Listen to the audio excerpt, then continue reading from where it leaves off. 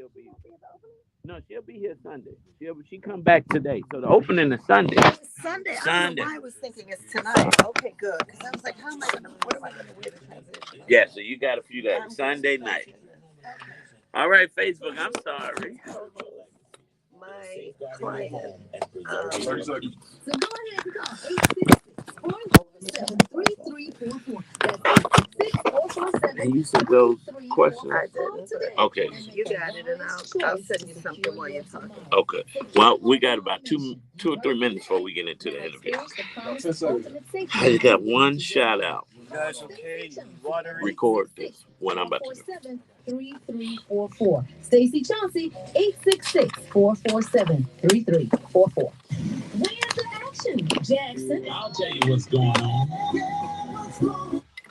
So what's going on is today is April the 25th, 2024. And 2 years ago on this day, my life was changed. We had welcomed our first son, Marcel Action Jackson Jr. to the world. Woo, woo, woo, woo. Yeah. Baby MJ was born. He came in weighing 8 pounds, 11 ounces, Wow. a big old boy. And you know, if you know our story and his testimony, he has been through so much. We spent the first 5 months of his life living in the hospital. He's currently going through Hirschsprung's disease. But let me tell you, MJ is a superstar, and he loves God. And listen, when the gospel music comes on, he goes looking for his tambourine, and he is playing it. And when I say hallelujah, he is lifting his hands. And so he has been a blessing to our life. He has really shown us how faithful God is, even in the midst of a storm. And so I want to wish a special happy birthday to my firstborn son, MJ. And guess what? 40 years before MJ in 1962, my father was born. No, that's 50, 60. Oh man, my math. I went to Chicago Public School, y'all. No, but in 1962, on April the 25th, my father was born as well. So him and MJ share a birthday. So happy birthday to my father, Derek Jackson. Woo, woo. Listen, we are so excited. Yesterday, you know, grandparents play a special role in the lives of their grandchildren because they do things differently with the next generation. Because my father is real bubbly and nice, and he want hugs and kisses. I'm like, who is this dude? But he came to my house yesterday because he wanted a photo shoot with him and MJ so that he can post their pictures this morning on their birthday. So MJ and Mr. Derek Jackson, I pray to God continue to add years to your life and life to your years. It is a celebration. But believers, we're going to keep celebrating. We have a great guest in the studio with us. He is a phenomenal actor. He is world renowned. He is none other than Mr. Harry Lennox. And when we get back, we're going to talk all about this great Broadway production that's going on right here in Chicago. Don't go nowhere. We have way more to share right here on Inspiration 1390. Whew. All right. I'm old enough to be your father, church. Oh, I'm like, wait a minute. My father not 40. Where did I get that 40 years from? Okay, you want me to send this to your email? Yes. Cut that down. Just a little Jarrell. Print the bio info. I'll print it out. Yes, please. And then I did eval. She said, you said a mouthful. Yes, I did. Quickly. We moving quick. Yeah.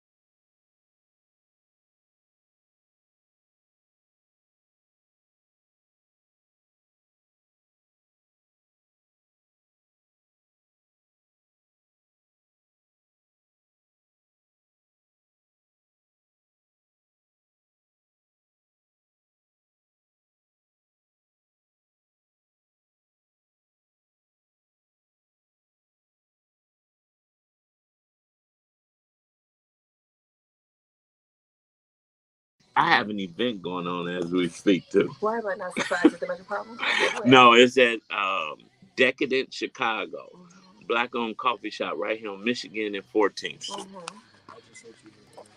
So when I leave here, I'm going straight there. Oh, I should have.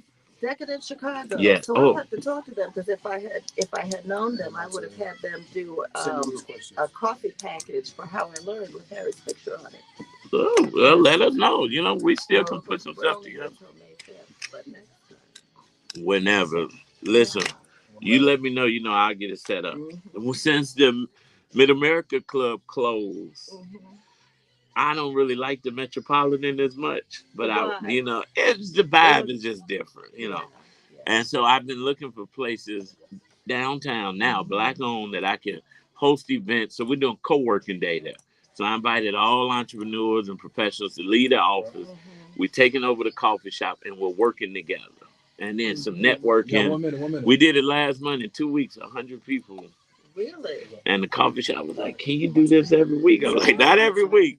But we wanted to put money in their register, bring people together, network. And then we end with a happy hour conversation, discussion, panel discussion. Awesome. Last month. Talk about it. We can do some interviews in there, 40 seconds, on 40 seconds. on days that you've got an audience in there. Yep, you got the stuff printed? Oh. You want to play another song? Or you want to do it? No, it's 40 seconds, print it, right. 30 seconds.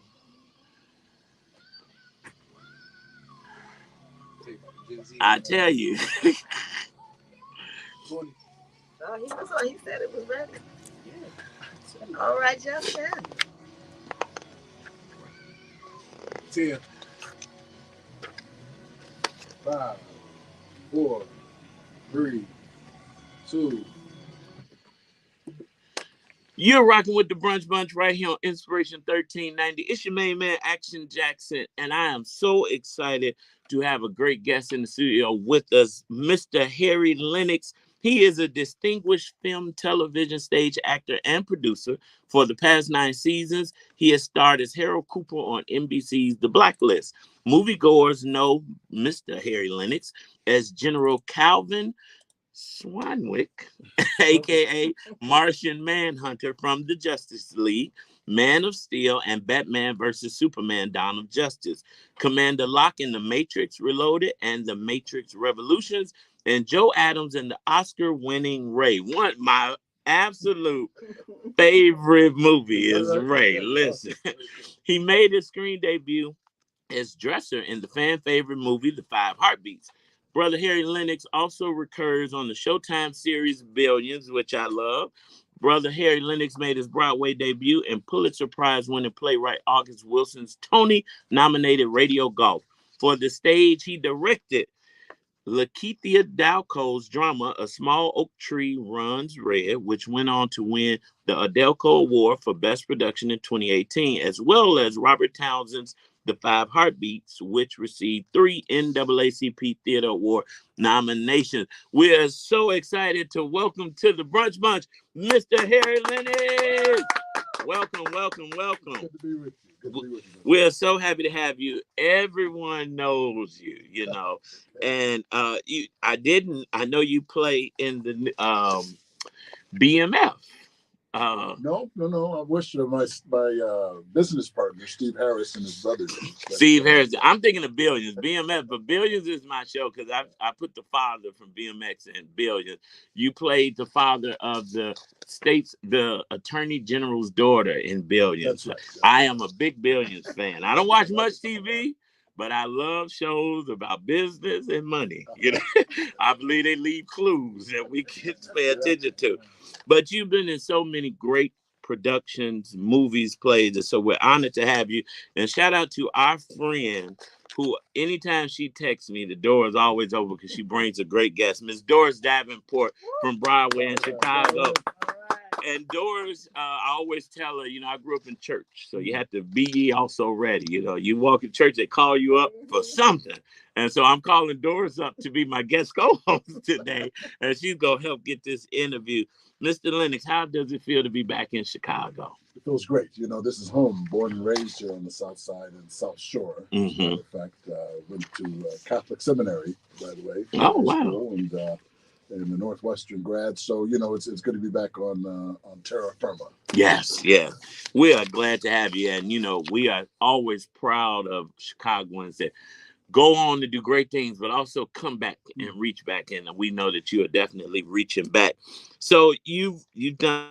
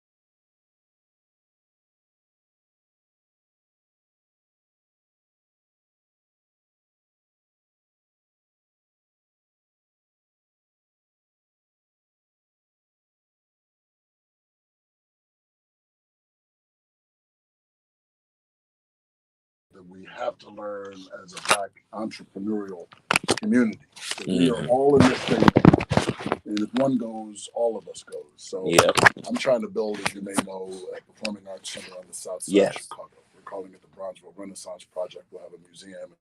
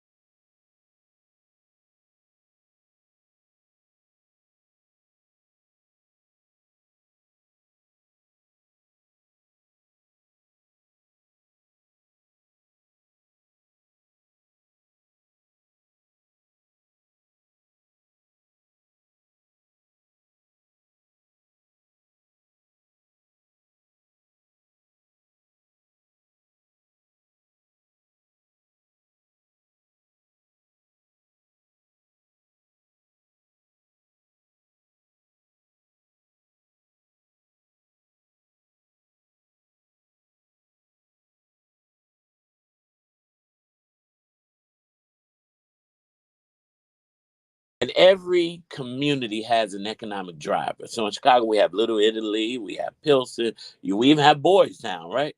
But where is Black Town? Where's the Black Village? And there was some pushback, like you're receiving, for an African American woman-owned business to open up in the corridor. But then we let a Latino daycare center open up and print pictures of all Latino kids on their windows in the Black community, and nobody said anything. And I said, therein lies the problem. I should be able to walk in my community, go get my haircut, go have lunch, go see a play where it was started at, and not have that pushback. So we're praying, and anything we can do to support this project. I don't care if it's just advertising, raising money, fundraisers. You have the Brunch Bunch support, and we will definitely help to fight to make this happen. We'll be calling on you. Yeah, listen, I tell people, West Side, South Side, we got to quit being so divided. We're all the same. We had the same issues, and we had the same people fighting against us to not. But okay, I quit. As Willis Taplin Barrow used to say, we are not as divided as we are disconnected. That's it. That's it. So let's just come together. So as a longtime board member in support of Congo Square, you've witnessed its growth and its challenges. How do you think Congo Square has shaped the theater scene in Chicago, and what future do you envision for it? Congo Square has been around for 25 years. Remarkable feat, that with very little support. Actually, one of the very first checks that they got was from August Wilson. Wow. For 10 grand. And he championed their work for his entire life. And they're still around, and they have garnered the support of Broadway in Chicago and the Goodman Theater in this production. And so I think that they've weathered a fantastic storm. This whole idea of this Bronzeville Renaissance project that I'm talking about was started to build a home for the Congo Square Theater Company, which is, but of course, if they need a home, then so do other theater companies and productions. But that's how it all started. So that's how I'm trying to support. And I think that they will be a great beacon in the Black community on the South Side as a residential theater, as a place, as a theater company with a home of its own. Yeah. So that's what we're doing. So before we get you out of here, how I learned what I learned. One-man show. I know that it has to be very complex, right? What do you want the audience to take away from this production, and why should they be coming to support it? Well, I think it's a lot of it is in the title itself. How I learned, something from a man who obviously has been the shining light of the American theater of the 20th century. I think people will walk out with their own lessons, but he sums up his lesson. He says that you should take all of your truths and don't try to measure them one against the other, because you don't know until you know for sure, and you know by doing. And so that's what we're doing, is that we are telling our own story. Here's a man telling his own story, and a man who told stories so well. So it's a kind of peek into the mind of a great creative genius. If you had the chance to see William Shakespeare play about how he became William Shakespeare, you wouldn't be able to get a ticket. And this is a chance to see how August Wilson became August Wilson, and the lessons that he learned through very, very dramatic tales that he tells in this. And so I hope that people will take advantage of being able to peek into the mind. Well, Doris, how can the people come and support this play? Well, they should go to www.broadwayinchicago.com for tickets. The play is running through May 5th. And I'm telling you, it is the best thing since sliced bread. Let me tell you. There is another show across town that Harry is starring in. I think this is kind of like the Harry Lennox and August Wilson takeover. I love it. Because he just stepped out of Purpose, being directed by Felicia Rashad over at Steppenwolf. They've broken all kinds of records now with the box office. And we're hoping to do the same right here at the Broadway Playhouse. The only way that we can make that happen is for you to go out, call your friends, call mama and papa and auntie and cousins, and get your groups together. Call your women's ministry, your men's ministry, your youth ministries. Yes. Get your group tickets. You can go on to www.broadwayinchicago.com. Tickets are for sale, and you don't want to miss this show. Broadway. It is called How I Learned What I Learned. Yes. At the Broadway Playhouse, starring Harry Lennox. Shout out to Broadway in Chicago, though, for doing a great job. Our kids can only be what they see. And thanks to Broadway in Chicago, they donate tickets. I get to bring you from the community. And my godson, who is 12, is now thinking about a career in Broadway. Really? And he had never thought about it, but I took him to his first play. And now every time he sees an advertisement, he's like, God, Daddy, are we going to see this production? And so, Mr. Harry Lennox, thank you for all that you have done, all that you are doing. I cannot wait on the Bronzeville Renaissance Project. I heard about it. I remember when it was first announced, so we're going to stay tuned. Let me know whatever we can do. I'm publicly saying that you have our support here from the Brunch Bunch. We pray that this show sells out from this day forward. And we hope to have you back, man. Anytime you want to come, we have you here. Believers, make sure you go to BroadwayInChicago.com. Get your tickets to How I Learned What I Learned, starring Harry Lennox. Chicago's on, the son of Chicago, and we want to support this show. Thank you, Doris Davenport, one more time. Believers, you know what? We're out of time, but we're never out of content. We encourage you to keep Love 24 alive. And on this Throwback Thursday, in the spirit of the late, great Reverend Clay Evans, no matter what you're going through, we want you to go home tonight, get in your bed, and pull the covers over your shoulders because angels are watching over you. Up next, AC Green. After that, Pastor DeAndre Patterson with the afternoon drive. We get it done all night long right here on Inspiration 1390. Okay. Woo! We made it. We made it work. Thank you. It was an easy interview. We need a whole hour because I was about to get on my social justice soapbox and believe they like turn around. Although the voice is enough. Facebook like please let us hear about the voice. Eval said his voice is so nice. It's so sultry. Oh, everybody. I'm gonna try to talk like that tomorrow. Tune in. See you all.